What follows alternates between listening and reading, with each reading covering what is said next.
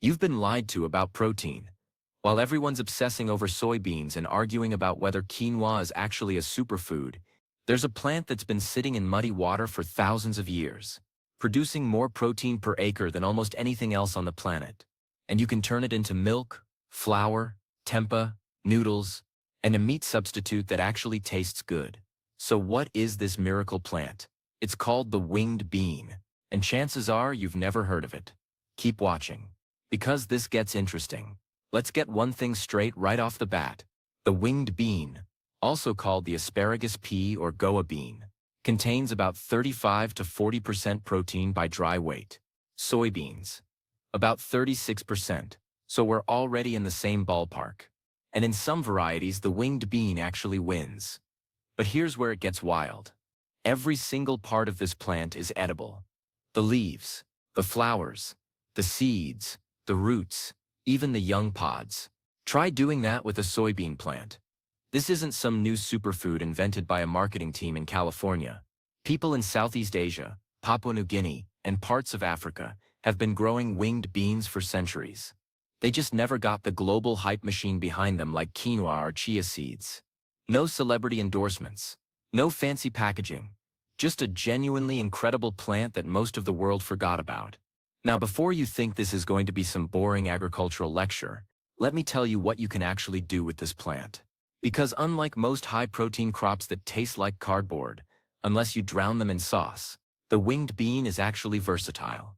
We're talking 5 different foods you can make from one plant. 5. And we're going to go through all of them. But first, let's talk about why this plant is such a big deal for gardeners. If you're trying to grow your own food, especially if you care about getting enough protein without relying on meat or expensive imported supplements, the winged bean is basically a cheat code. It grows in tropical and subtropical climates, which means if you're anywhere warm and humid, you're in business. It's a legume, so it fixes nitrogen in the soil, which means it's actually improving your garden while it grows. And it produces like crazy. One plant can give you pounds of pods, plus edible leaves throughout the growing season, plus tubers underground. The plant itself looks distinctive. And once you see it, you'll never mistake it for anything else. It's a climbing vine, like many beans, so it needs support. Even another plant to climb on. The leaves are compound, with 3 leaflets, pretty standard for legumes. They've got 4 frilly wings running lengthwise down the pod, like someone took a regular bean pod and decided it needed more decoration. These wings aren't just for show. They increase the surface area, which might help with photosynthesis. Though botanists argue about that. The flowers are actually beautiful. Pale blue or purple, sometimes white, depending on the variety. They look like sweet pea flowers if you're familiar with those. And yes, you can eat them. They're not just edible, they're good. Slightly sweet, crunchy texture, perfect in salads or as a garnish. But most people grow winged beans for the pods and seeds, not the flowers. So let's get to the good stuff. Growing winged beans isn't complicated, but there are some things you need to know. First, they need warm weather, like actually warm. They won't germinate in cold soil. The seeds need soil temperatures of at least 70 degrees Fahrenheit, preferably warmer. If you're in a temperate climate, you're looking at a summer crop only, and you'll need to start them after all danger of frost has passed. In tropical climates, you can grow them year-round, which is why they're so popular in places like Thailand, Philippines, and Papua New Guinea. The seeds are hard, really hard. If you just throw them in the ground dry, they might sit there for weeks before they decide to germinate. The trick is scarification and soaking. Scarification means you're breaking through that hard seed coat. You can do this by nicking the seed with a knife or file, just a little scratch. Or you can use sandpaper, give it a few rubs, then soak them in water overnight. By morning, the seeds will have swollen up, and they're ready to plant. Plant them about an inch deep, and space them at least 6 inches apart. These plants get big. I'm talking 10 to 15 feet of vine in a single growing season. They need room to spread out, and they need something to climb. If you don't give them support, they'll just sprawl across the ground, which makes harvesting a pain and increases the risk of disease and pest damage. A simple trellis works fine. Bamboo poles, string, whatever you've got. Watering is important, especially when the plants are young and when they're flowering and setting pods. But here's the thing about winged beans. They don't like waterlogged soil. The roots need oxygen. If you plant them in heavy clay that stays wet, they'll struggle. They do best in well-draining soil with regular moisture. Think of how you'd water tomatoes. Deep watering less frequently is better than shallow watering every day. Fertilizer is where it gets interesting. Because winged beans fix nitrogen, they don't need a lot of nitrogen fertilizer. In fact, too much nitrogen will give you a huge leafy plant with not many pods. What they do need is phosphorus and potassium. These support root development, flowering, and pod production. A balanced fertilizer at planting time, something like a May 10th 10, will get them started. They're pretty self-sufficient. The plants start flowering about 2 to 3 months after planting, depending on variety and conditions. Once the flowers appear, pods start forming quickly. This is when you need to start paying attention, because harvesting at the right time is crucial for different uses. If you want to eat the pods fresh, like green beans, you harvest them young. We're talking 10 to 14 days after the flower appears. At this stage, the pods are tender, the wings are still soft, and you can eat the whole thing. These young pods are delicious. You can stir-fry them, steam them, add them to curries. Whatever you do with green beans, the texture is crisp, slightly crunchy, and the flavor is sweet, with a subtle earthy note. In Southeast Asian cuisine, they're a common vegetable, treated exactly like green beans or long beans. Slice them up, toss them in a hot wok with garlic and oyster sauce, and you've got a side dish that costs almost nothing to grow and packs way more nutrition than regular green beans. But if you wait longer, if you let the pods mature, that's when you get to the seeds. The pods start to dry out, the wings become papery, and inside, the seeds are developing. At this stage, you can harvest for fresh seeds or dry seeds. Fresh seeds, harvested when the pod is full but still green, are like edamame. You can boil them, steam them, eat them right out of the pod. They've got that fresh bean flavor, slightly sweet, very satisfying. Let the pods dry completely on the vine. And now you've got dry beans.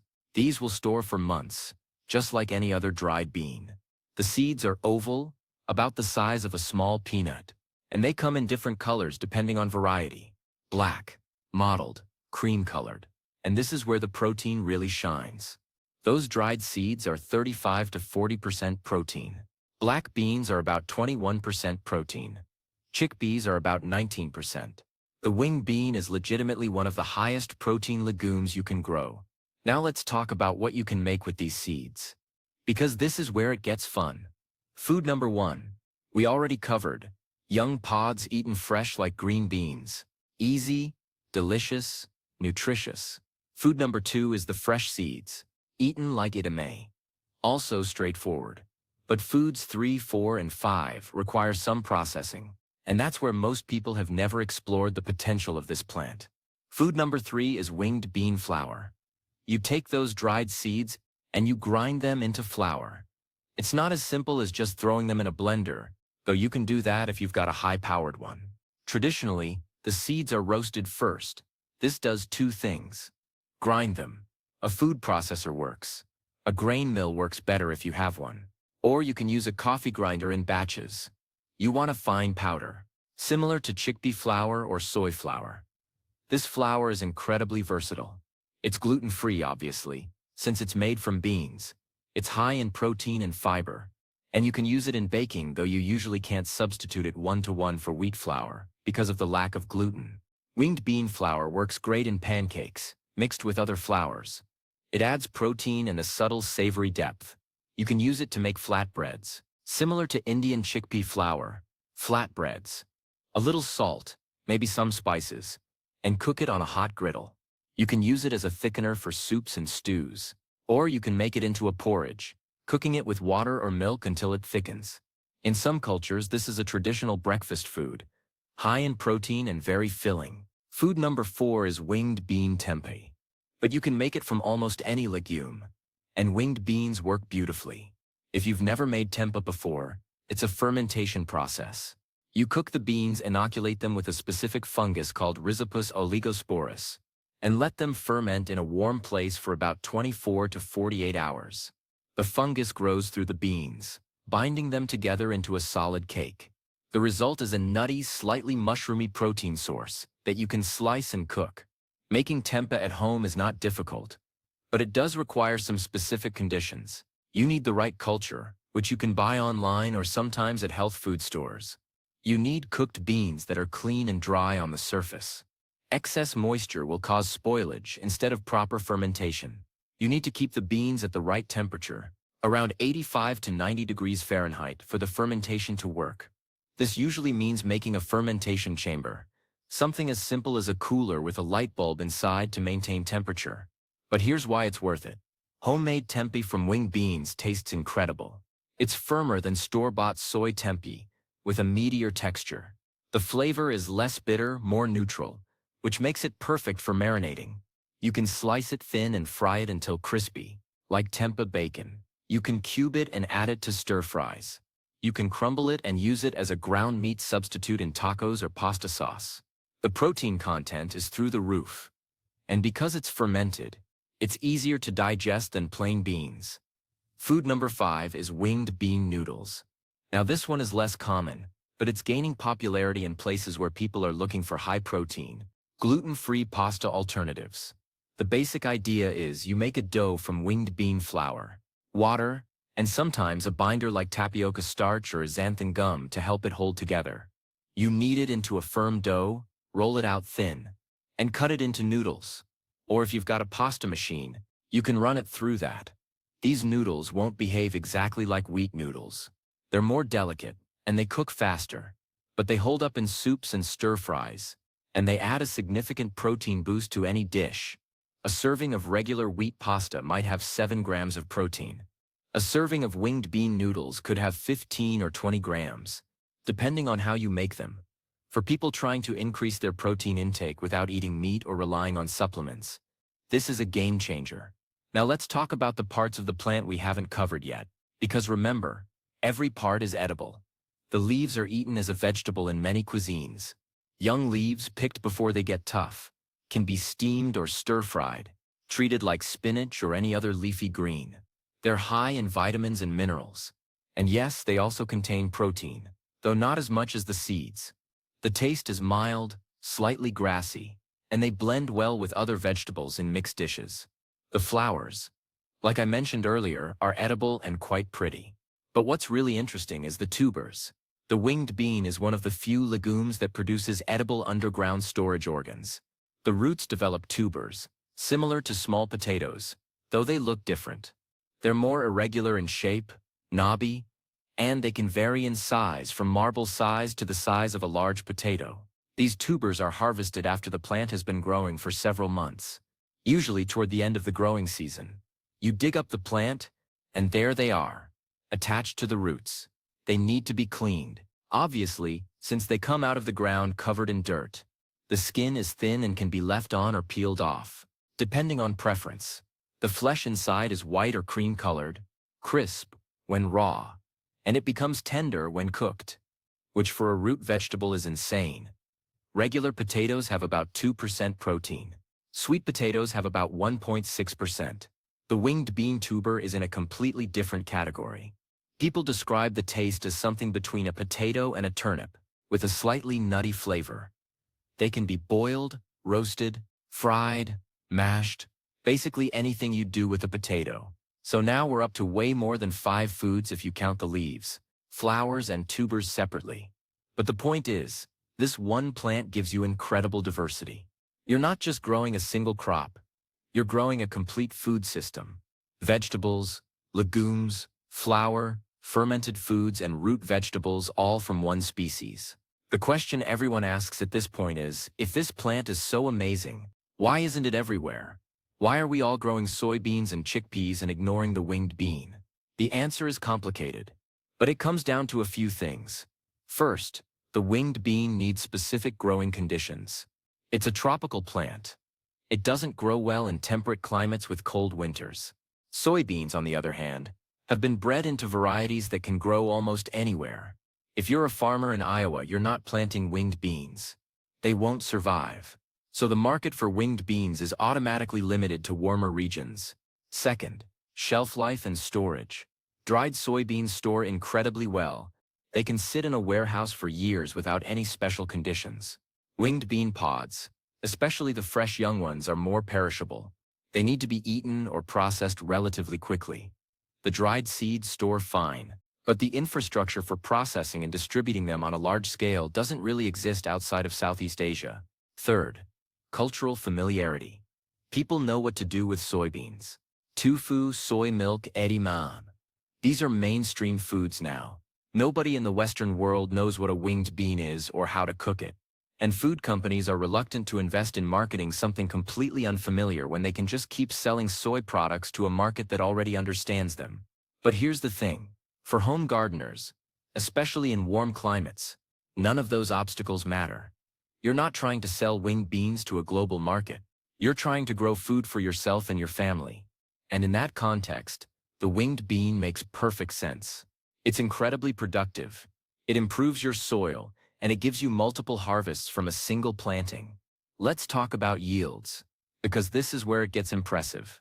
A well-grown winged bean plant can produce 50 to 100 pods over a growing season. If each pod gives you about 10 to 15 seeds, and each seed weighs about a gram, you're looking at 500 to 1,500 grams of dried beans per plant. That's 1 to 3 pounds of high-protein beans from a single plant. Compare that to bush beans, where you might get half a pound of beans from a plant, and you start to see the advantage. Plus, you're getting leaves you can harvest continuously without killing the plant. You're getting flowers. And at the end of the season, you're getting tubers. The total yield per plant in terms of edible biomass is extraordinary. And because the plant fixes nitrogen, it's actually enriching your soil for whatever you plant next. Now there are some challenges. Pests can be an issue, especially aphids and bean beetles. The usual organic controls work fine. Neem oil, insecticidal soap, encouraging beneficial insects like ladybugs. Diseases are less common if you're not overwatering and you've got good air circulation around the plants. Harvesting can be labor-intensive if you're growing a lot of plants. The pods don't all ripen at once, so you're going to be checking the plants every few days and picking pods as they reach the right stage. But honestly, that's true of most garden vegetables. Tomatoes don't all ripen at once either. One thing to watch out for is how you store the dried seeds. Like any dried legume, they need to be kept dry and cool. Moisture will cause them to mold. Heat will make them deteriorate faster. Store them in airtight containers in a cool, dry place, and they'll last for months, potentially a year or more. Some varieties of winged bean are photoperiod sensitive, which means they only flower when the day length is right. This can be frustrating if you plant them at the wrong time of year. They'll grow vegetatively, lots of leaves and vines, but no flowers and no pods. If you're in a tropical area near the equator, this is less of an issue because day length doesn't vary much. But if you're in a subtropical region with distinct seasons, you need to plant at the right time. Generally, planting so that the plants are flowering during the shorter days of late summer or fall works best. There's ongoing breeding work to develop varieties that aren't photoperiod sensitive. That will flower regardless of day length. And they make winged beans much easier to grow in a wider range of conditions. If you're interested in trying this plant, look for day-neutral varieties. Let's talk about seed saving, because this is important for any gardener who wants to be self-sufficient. Winged beans are open-pollinated, which means you can save seeds from your plants and grow them next year. The flowers are self-pollinating, but they can also cross-pollinate if you're growing multiple varieties close together. If you want to maintain a pure variety, you'll need to isolate different varieties by distance or by planting at different times so they don't flower simultaneously. Saving seeds is straightforward. Let the pods dry completely on the vine. They'll turn brown and papery. The seeds inside will be hard and fully mature. Harvest the pods, shell out the seeds, and store them. Make sure they're completely dry before storage, or they'll mold. The final thing I want to talk about is the broader implications of this plant. We're facing a global protein challenge. The human population is growing, and people want more protein in their diets. We're getting most of that protein from animals, which is resource-intensive, or from a small handful of crops like soy, wheat, and corn. Diversifying our protein sources is critical for food security. The winged bean represents exactly the kind of crop we should be paying more attention to. It's productive, nutritious, adaptable, And it doesn't require the industrial agricultural infrastructure that soybeans do. It's a plant that smallholder farmers in developing countries can grow for their own consumption and for local markets. And it's a plant that home gardeners in warm climates can grow to supplement their diets with high-quality protein. There's a reason it's sometimes called the soybean of the tropics. It has that same potential to be a foundational crop. It just needs more attention, more research, and more people willing to grow it and experiment with it. If you're a gardener in a warm climate and you're not growing winged beans, you're missing out. This is one of those crops that makes you wonder why it's not more popular. Once you grow it and start using it in the kitchen, you'll understand what a versatile and valuable plant it is. And if you're someone who cares about growing your own protein, about reducing your reliance on industrial agriculture, about having a diverse and resilient garden, the winged bean needs to be on your radar. If you want more deep dives into uncommon but incredibly useful plants, hit subscribe. More videos on the way.